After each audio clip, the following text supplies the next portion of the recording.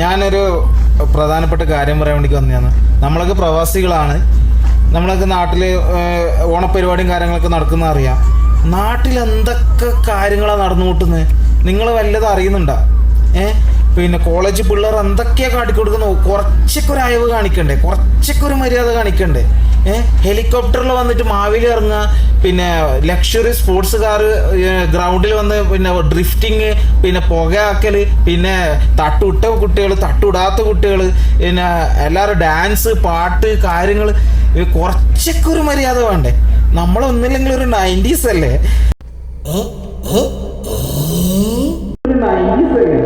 നമ്മുടെ കാലത്ത് ഓണപ്പരിപാടി എന്ന് പറഞ്ഞാൽ സ്കൂൾ സമയത്ത് കുറച്ചൊക്കെ പൂക്കളൊക്കെ വാങ്ങി അതിൽ കുറച്ച് കമ്മീഷൻ ഇട്ട് എന്നിട്ട് അവിടെ പൂക്കളം പരിപാടിയിലാക്കി എന്നിട്ട് ഓണം വന്നല്ലോ ഊഞ്ഞാലിട്ടല്ലോ അതും ഇട്ട്. അന്നത്തെ കാലത്ത് നമുക്ക് വാട്സപ്പ് പോലും ഇല്ല. അതായിരുന്നു നമ്മളിത്. ഇപ്പൊ ഇതാ നോക്കി 2026 ഒരു രക്ഷയില്ല. പിള്ളേർ തൂക്കി അങ്ങനെ തന്നെ വേണം പറയാം. പക്ഷെ എന്തിരുന്നു കഴിഞ്ഞാലും കുറച്ചൊക്കെ ഒരു അസൂയൊക്കെ ഉണ്ട്. പന്നക്കൂട്ടങ്ങൾ സങ്കടമുണ്ട്, സത്യം പറഞ്ഞ സങ്കടമുണ്ട്. നാട്ടിൽ വരാൻ തോന്നുക, ഓണപ്പരിപാടി കൂടാൻ വേണ്ടി നാട്ടിൽ വരാൻ വേണ്ടി തോന്നുക.